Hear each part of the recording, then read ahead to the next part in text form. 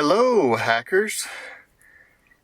So I saw the word clouds that your group made, and I'm going to go over those one by one, but these are great visualizations of the genre of a digital narrative. Or, besides being specifically illustrative of a digital literacy narrative, some of these may be helping us visualize the genre of the narrative more broadly. So I'm going to go over the word clouds here. So for group one, if we look at the word cloud here, there are some great common codes or generic expectations or craft features, if you will, for the digital literacy narrative. So we definitely, reflection seems to be one of the bigger ones. Description, the theme of technology I see Microsoft is in there, and that could certainly be an expectation of a digital literacy narrative, although you don't necessarily have to talk about Microsoft, right? So one thing we could do to think about that term is maybe software in general.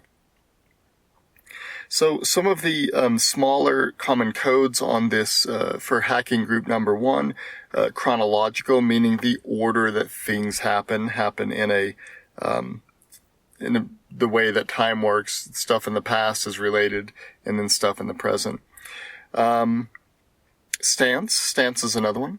So these are good things to think about when you're creating your own drafts of your digital literacy narratives. Let's move on to look at the word cloud for hacking group number two. Now we have information and emotion are the largest ones in this word cloud, and I think that's great. That really, to my mind, encapsulates the digital literacy narrative. Not only is it about struggling to get information or to relay information or communicate information, right? But the emotional part really is important, I think.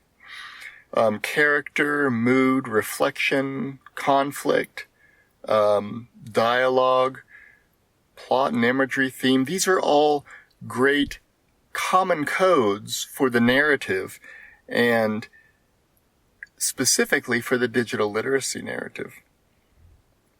All right, let's take a look at word cloud for group number three. So the word cloud for group number three, as you can see, there is dialogue, computer, memoir, reader, language. Significance is another good one. Siri is very large, but again, you don't have to write about Siri, right? Although that, it's not out of place. Both Siri and Microsoft would not be out of place as topics in a digital literacy narrative. I wouldn't say it is as universal as something like computer or dialogue, for sure. The reader is important in this, I see in the word cloud here.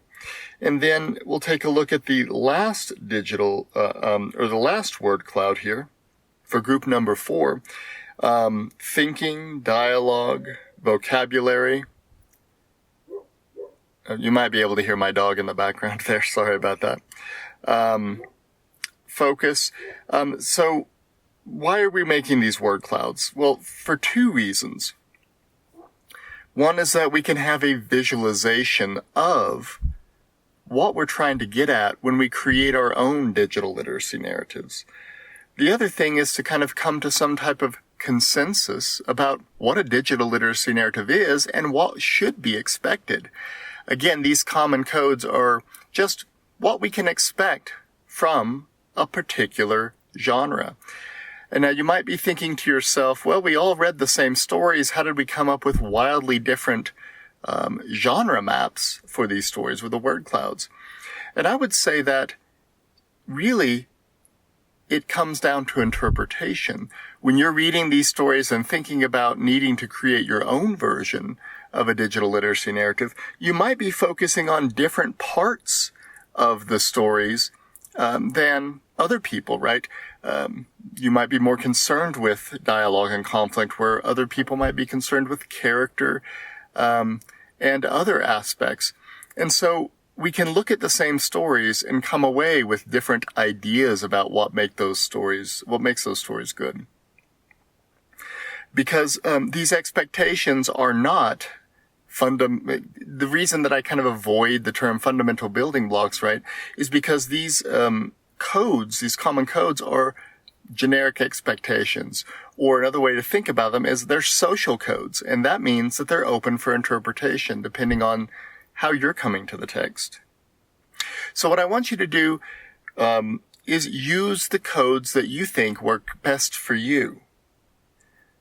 So look over all of these word clouds. Use the codes that you think would be best for you.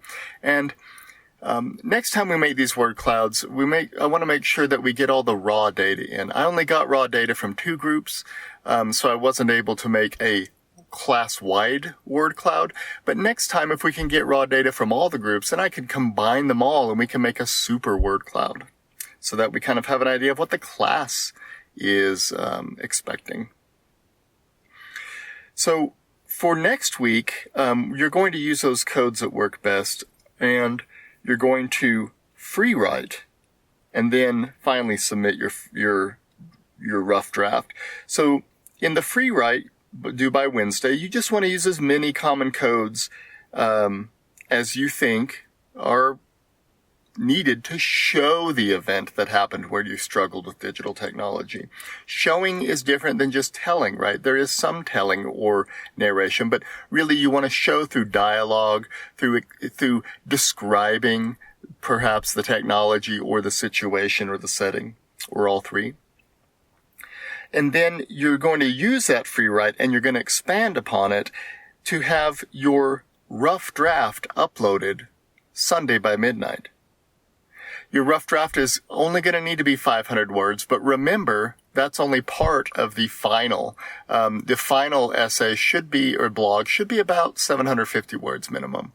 But you only have to upload 500 by Sunday at midnight. This will give us a chance to peer review the week after. So, a couple of things that I want to mention. To get your group work points, to get points for the group work, make sure to fill out the form that I have on the learning module to report on how your group interacted. Why is this important?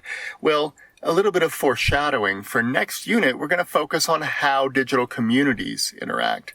And these groups are small digital communities, or they're potential digital communities. So I want you to make sure and fill that form out so that I can give you those points for the group work. All right. So for this coming week, you're going to do your free write where you show me what happened in that event where you struggled with digital technology or perhaps excelled. And then we're going to submit your 500-word draft Sunday by midnight. Make sure that you submit your draft to the blog tool in the group. So make sure you're going to your group, clicking on the blog tool and uploading it there. Why is that important? Because it'll give you a chance to play with the blog formatting and make it look correct before you have to upload the final. And then you can just respond to each other's blogs when we do the peer review. As far as the free write goes, I put this in the instructions, but this will be just on a discussion board, right? But try to respond to people who are outside of your group, because that'll give you a little bit more perspective, get a few more eyes on that early draft before you turn in your rough draft Sunday at midnight. All right, hackers, I hope you have a good week online. And if you have any concerns or questions, feel free to shoot me an email. You could jump on Discord and chat with me there. I will be online and visible Wednesdays from 10 to 3. And I hope everyone has a good time. I hope to see everyone online.